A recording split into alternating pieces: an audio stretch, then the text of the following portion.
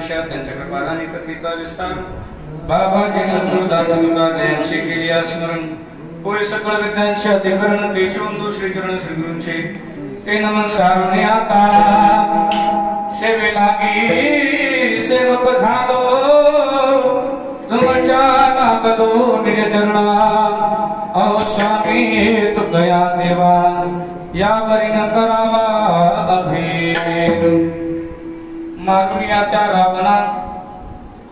या त्या रावणा राज्य विधले विभीषणा सोडवणे सीता सती रामायोध्येसी येते प्रस्तुत प्राप्त प्रसंगी संप्राप्त श्री सेवेकरता निवडलेला अभंग महान भगवत भक्त पंढरीनाथ परमात्म्याच्या लाडक्या लढीवाळ आणि भगवान संत श्रेष्ठ संत शिरोमणी नामदेवजी महाराज यांची दासी म्हणून घेणाऱ्या गंगाखेड निवासी सकल संतांमध्ये अत्यंत श्रेष्ठ ज्यांचा दर्जा आहे अशा मातोश्री श्री संत जनाबाई महाराज यांचा तीन चरणाचा अत्यंत महत्वाचा उत्कृष्ट असा अभंग आपण सेवेकरता निवडलेला आहे.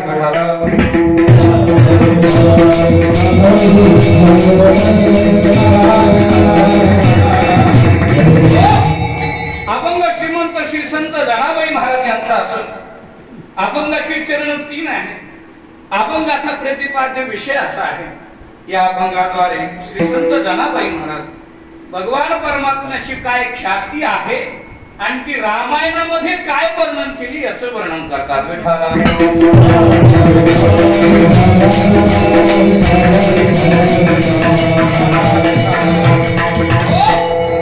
भगवान परमात्म्याची काय ख्याती आहे. ख्याती म्हणजे नेमकं काय तुम्ही जर सर्च केलं विचार केला आणि जर पाहायला गेलं तर ख्याती म्हणजे प्रसिद्धी. ख्याती म्हणजे काय प्रसिद्धी. हो ख्याती म्हणजे प्रसिद्धी. हो त्याला अनेक वचनही त्या ठिकाणी समानार्थी शब्दही अनेक आहे. प्रसिद्धी आहे. काय प्रसिद्धी आहे भगवान परमात्म्याची.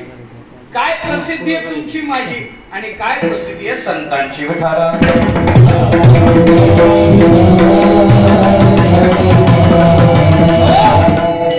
थोडक्यामध्ये संकल्पित वेळेत आपल्याला या ख्यातीचं चिंतन करायचं आहे. तत्पूर्वी थोडासा परिहार देणं अत्यंत अगत्याचा आहे. तो म्हणजे असा आपल्या या पवित्र ग्राम फुलवडी नगरीमध्ये मर्यादा पुरुषोत्तम भगवान रामचंद्र प्रभू यांच्या भगवान नाथरायांनी केलेलं जे रामायण आहे त्या रामायणाचं या ठिकाणी कथा चालू आहे. आणि या कथेमध्ये प्रत्येक कांडाच्या सांगतेला असं कीर्तन महाप्रसाद आपण गेल्या वर्षीपासून या ठिकाणी आरंभ केलेला आहे. 1 वर्ष दादा पूर्ण झालं. आता हे दुसरं वर्ष आहे. रामायणाचं दुसरं वर्ष आहे. कशाचं रामायणाचं हे ध्यान ठेवून लक्ष देऊन आहे. आणि आता रामायणाचं दुसरं वर्ष आहे. 1 वर्ष आपण पूर्ण रामायण ऐकलंय. आता पुन्हा एकदा दुसून मुसून आपलं रामायण ऐकायचं काम सुरू झालेलं. अत्यंत आनंद आहे या संपूर्ण कांडामध्ये सगळ्या ग्रामस्थ मंडळींनी सहभाग घेतला आणि सगळ्यांनी आपल्या पद्धतीनं अन्नदान ज्ञानदान हे सगळं कार्य करण्याचं निश्चित केलं.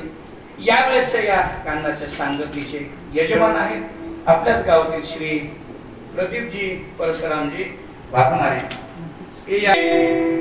या वारकरी संतांच्या या सर्व साधू संतांच्या चरणावरती माझं मस्तक या ठिकाणी ठेवतो आणि अभंगाला चिंतन करण्यासाठी आपल्याला प्रारंभ करायचा आहे.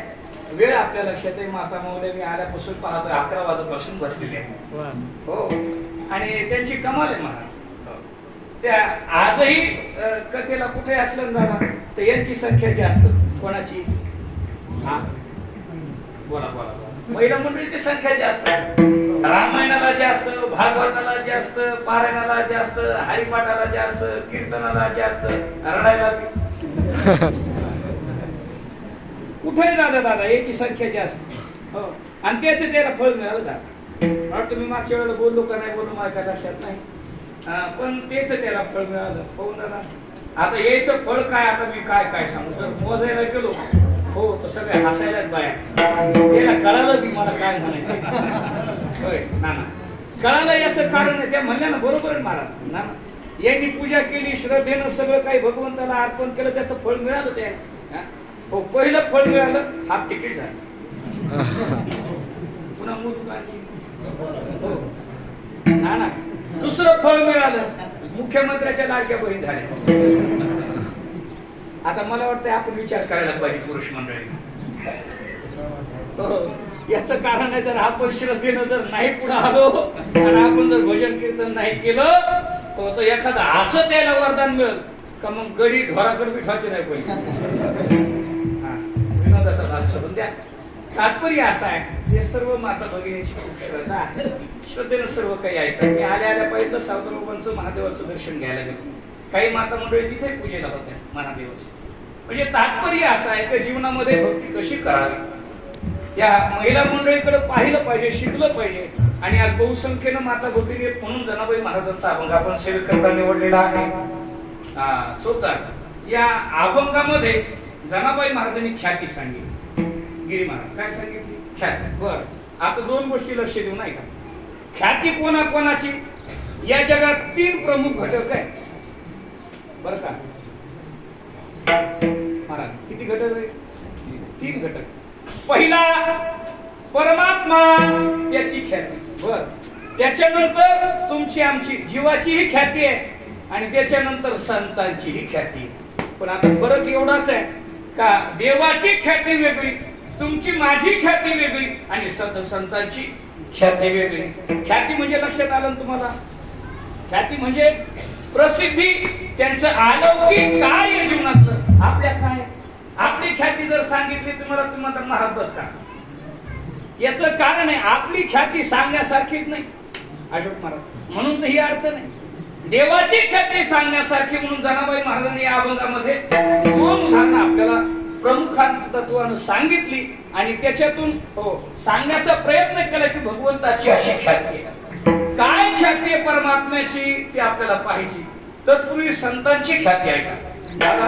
जर बोलायला गेलो साधू संतांच्या ख्यातीवरती तर एवढी मोठी देवाही पेक्षा आगाध ख्याती संतांची आहे. काय करतात संत, काय त्यांची ख्याती आहे? ज्ञानोबांची ख्याती माहिती आहे तुम्हाला? काय सांगू देवा ज्ञानोबा, काय सांगू देवा ज्ञानोबा,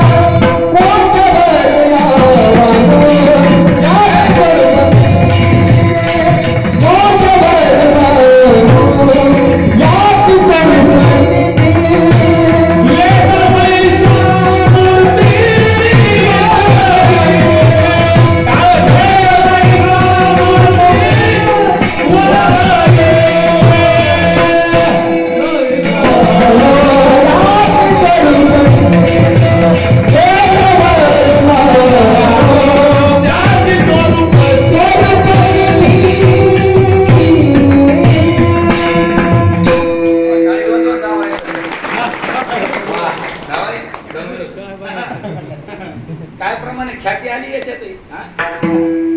वेद महिषाप्रती ही ख्याती आहे. लक्ष देऊ नये का? ही कोणाची ख्याती?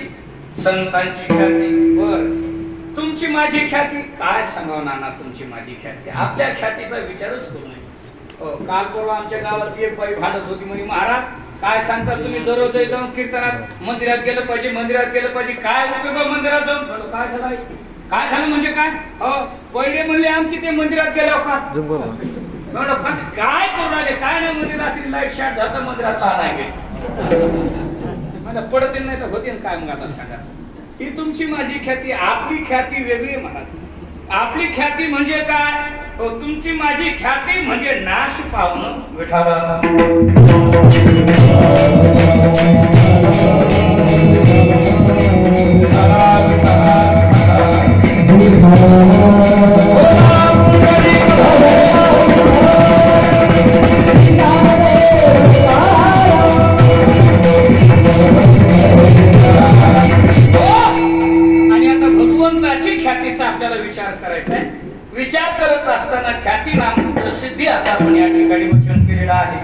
तुम्ही सर्च केलं ना जर इंटरनेटला, मला माहिती आहे इथं चांगली माणसं हुशार आहेत, गुगलला जाऊन सर्च करा ख्याती म्हणजे काय. ते हिंदीमध्ये येतं आणि इंग्रजीमध्ये येतं, मराठीतही येतं. ख्याती म्हणजे प्रसिद्धी. काय प्रसिद्धी आहे, काय केलं भगवंतानं. आणि एक लक्ष देऊ नये का की रामायणातली ख्याती सांगितली. कशातली ख्याती? रामायणातली ख्याती सांगत असताना आज का रामायणातली ख्याती, याचं एकमेव कारण आपण गेल्या वर्षीपासून रामकथा या ठिकाणी अत्यंत गोड सुंदर ऐकतोय. मीही सुरुवातीला इथं आल्याच्या नंतर जोपर्यंत माईक चालू होतो तोपर्यंत ऐकलं ना. आणि खऱ्या अर्थानं दादांचा आग्रह होता तर महाराज तुम्हीच आता रामायण वाचा. पण म्हणलं आता ज्याचं काम त्यालाच करू दिलं पाहिजे, असं आहे. त्यांचा मोठेपण आहे. पण ऐका, अत्यंत गोड असे भाव नाथ महाराजांनी या रामायणात काढले. खूप गोड भाव काढले. नाथबाबांनी बोलत असताना, ख्याती वर्णन करत असताना रामायण अनेक प्रकारचे सांगितले जातात. किती प्रकारचे रामायण? तुलसी रामायण, नाथबाबाचं रामायण म्हणजे त्याला भावार्थ रामायण, त्याच्यानंतर वाल्मिकी रामायण. जर आणखीन पाहिजे तर काही अशा जे अभ्यासू मंडळीत आलं त्यांनी 108 प्रकारच्या रामायणाचे प्रकार सांगितले. किती? आपल्याला 3च माहिती आहेत. त्याच्यातलं एकच आपल्या ऐकण्यात आहे, ते मी कहो भाऊ विठाला.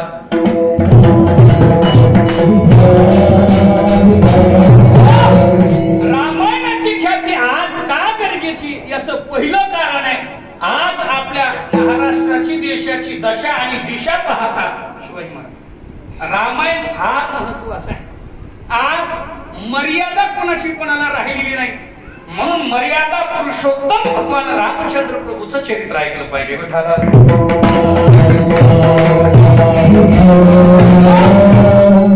मर्यादाही कळते आणि ती मर्यादा किती पद भगवंतानं सांभाळी हेही आपल्याला कळतं. काय मर्यादा आहे महाराज? आईसाहेब ऐका, काय मर्यादा आहे? त्या मर्यादेला आपण जर विचार केला तर आपण रामायणात मध्ये ऐकतो. पहिली मर्यादा सांगू तुम्हाला, पहिली ख्याती सांगतो. तशा आता दादा मला काही एवढा रामायणाचा माझा काही अभ्यास नाही. माग पुढं ख्याती होती पण तुम्ही जोडून घ्या. असं होईल माग पुढं जरा सध्या. पण आता तुम्ही सगळे सुज्ञ श्रोते म्हणून समजून घ्या, माग पुढं झालं तर जोडून घ्या. मला सांगा, जगातलं असं एकमेव भगवंत आहे का ज्यांनी वानराच्या हाताने लंका जिंकली? ती काय ख्याती आहे? नाहीतरी आपली अडचण आहे आपल्या नरावर विश्वास नाही. कशावर? नरावर ज्या मंडळीचा विश्वास नाही त्यांना ऐकावं लागतं की वानराच्या हाताने भगवंताला लंका जिंकली. वानरा हाती लंका खेवविली म्हणे तुका. का केली बर ख्याती? नाना एक जणांना प्रश्न केला, का हो भगवंताला माणसं त्यावेळेला महत्वाचे वाटले नाही का? नाही नाही नाही, महत्वाचे वाटले पण भगवंताला माहिती होतं काय जिथं युद्धाला जायचंय ते ठिकाण ते गाव होतं सोन्याचं.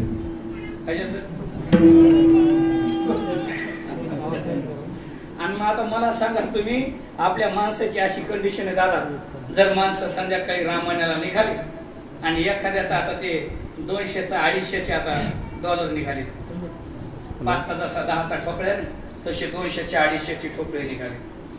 एक जणाचा चालता चालता 250 रुपयाचा ठोकळ्या पडला आणि दोघं रामायणाला निघाले. पुढच्याचा पडला मागच्यानं पाय द्या. पुढच्याचा पाडा मागच्यानं पाय देऊन उभा राहिला. ते तिथंच शोधित बसला, कुठं कुठं हे असाच करायचं. पण हे जागेवर काय हल्ला काऊन? ती किती? 250. आणि एक जणाला रामायण झालं आणि कोणाचा तरी रुपया पडला होता. हे 1 रुपया कोणाचा घेऊन जाणे, 1 रुपया कोणाचा आहे. काय फरक आहे? फरक काय? ते रुपये आणि पहिला 250. महाराज आपण इतक्या वेगळ्या मानसिकतेचे का 250 रुपये जर असले त्याच्यावर पाय हलवायला तयार नाही. आलं का लक्षात? आणि भगवंताला माहिती आहे इथं नगरी सोन्याची. जर माणसं खरंच जर नेले असते युद्धाला तर बोला बोला बोला रावणाच्याच पार्टीची झाली असती सगळे. आणि काय काय नाही तर आपण आपल्या रुमाला थैल्या पिशव्या इटकर काढती भर त्याच्यात जाऊ द्या पुन्हा बघू. हा लक्ष देऊ नाही का? भाव फार वेगवेगळे गोड भाव आहे. याचं कारण आहे आपली संसारातली काय आसक्ती. आणि आता खरं सांगू, संसारातली आसक्ती जर काढायची असेल तर त्याला रामायण ऐकल्याशिवाय पर्याय नाही. विठाला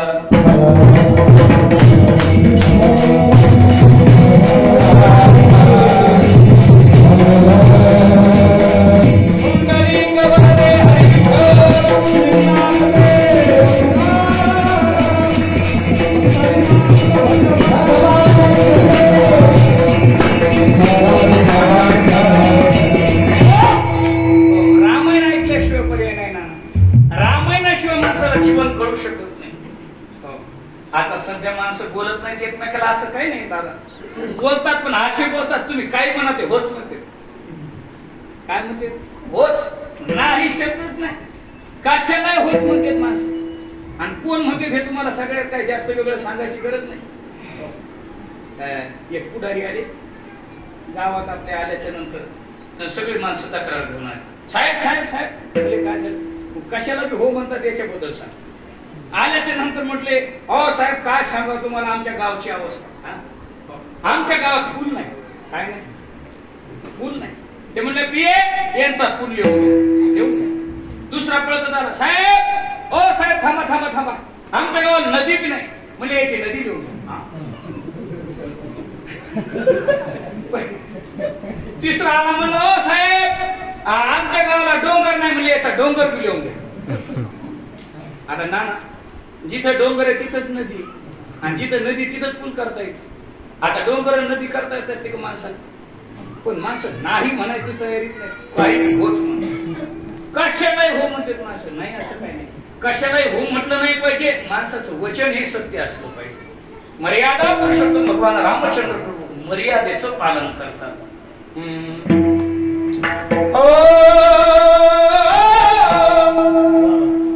रघुकुलरी सदा चली आई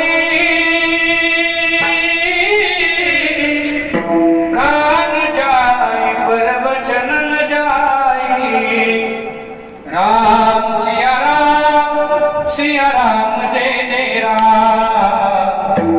राम सिया राम जय जय राम. काय मर्यादा आहे आणि या मर्यादाच्या पलीकडे भगवान गेले नाही. एक वचनी एक बाणी एक पत्नी. आता काय काय एक माणसं आहेत त्यांना काही कळत नाही. आजही असे माणसं आहेत की ज्यांना काही याच्यातला बोध नाही. महाराज कसं जीवन जगलं पाहिजे हे जर पाहायचं असेल तर भगवंताचं चरित्र पाहिलं पाहिजे.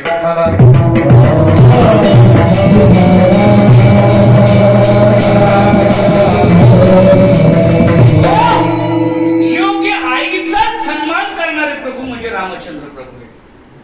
आईला सांगितलं बस मान्य. वडिलांचं वचन मान्य करणारे रामचंद्र प्रभू. वडिलांनी सांगितलं नाही पण तरीही ते ऐकलं. महाराज याला म्हणतात मर्यादा, याला म्हणतात ख्याती, याला म्हणतात प्रसिद्धी.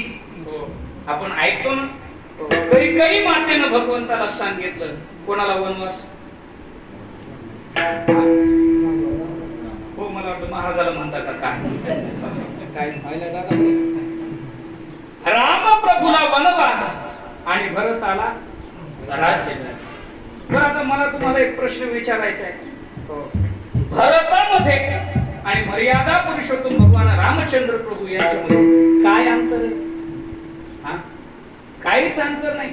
सारखेच आहे. देव अवतारीच आहे.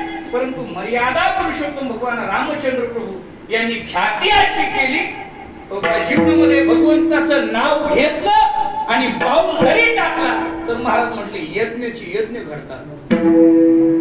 राम म्हणता वाट चाली यज्ञ पाऊला पाऊली यज्ञ पाऊला पाऊली. ही ख्याती कोणाची? रामप्रभूची आहे. आणि आता खरं सांगू माणसं नाना काही विचार सांगतात.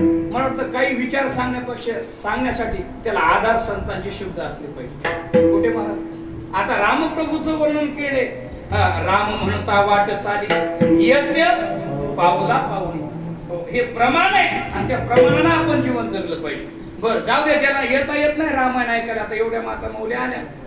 काही नाही येत आलं त्यांनी काय केलं पाहिजे? फक्त राम राम राम राम म्हटलं पाहिजे. काय म्हटलं पाहिजे? राम राम म्हटलं पाहिजे. का म्हणायचं ते म्हणजे महाराज तुमचं काय तुम्हाला मोकळच आहे. तुम्हाला काय काम न धंदा कोणाला? हो बोला बोला बोला. कोणाला काम नाही धंदा नाही. महाराज धन्यवाद.